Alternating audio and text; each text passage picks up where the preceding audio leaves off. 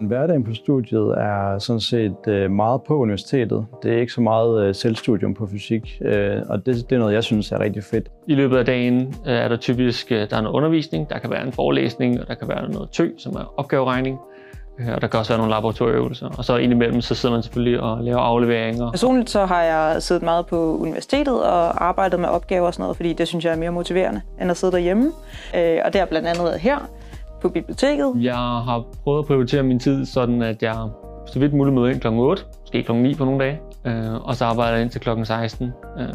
Der bliver selvfølgelig taget nogle pauser imellem, fordi ingen personer kan arbejde i 8 timer straight. Og så ved en 4 eller 5 tiden, typisk klokken 4, men måske nogle gange trækker jeg den lidt ud. Så sidder jeg og læser, og så tager jeg hjem med god samvittighed. Der er ikke indlagt frokostpause for alle på uni, så det er, det er sådan lidt, hvor det giver mening i virkeligheden.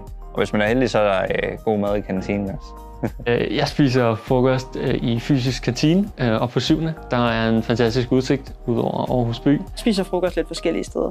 Det kommer an på dagen, og om man lige selv har frokost med, eller om man tager det med i kantinen. Jeg har stort set altid madpakke med. Hvis jeg køber noget i kantinen, er det ikke som en mad, men mere som et supplement, hvis jeg har lyst til et eller andet. Ja, man kan sagtens have madpakke med, og det er en god idé, hvis man gerne vil spare lidt penge. Jamen, udover studiet, så har man har i hvert fald som regel aftenerne fri. Man har også tid til at gå til fodbold, eller hvad man har lyst til. Man har også tid til at engagere sig i togkammeret, fredagsbaren.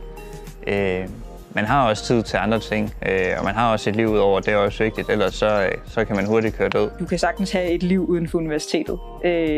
Det er ikke noget problem. Da jeg studerede på min bachelor, der spillede jeg både fodbold og gik til klaver og studerede, og det synes jeg godt, jeg kunne have tid til. Så jeg har tid til en masse små ting, så man kan selvfølgelig også sige, at det måske kan adde op til en større ting, hvis der nu er et eller andet, man ligesom hellere vil fokusere på. Jeg vælger så at tage en masse små ting, for det synes jeg er mere overskueligt. Mit yndlingssted på fysik er nok på biblioteket, når jeg sidder der med min studiegruppe, og vi sidder sammen og prøver at forstå et eller andet umiddelbart svært. Jeg tror, mit yndlingssted på fysik, det må være altanen på 7. sal. Det er et rigtig godt sted at gå ud og så få lidt perspektiv og lige få kigget hovedet lidt. Og så er der bare virkelig god udsigt over hele Aarhus.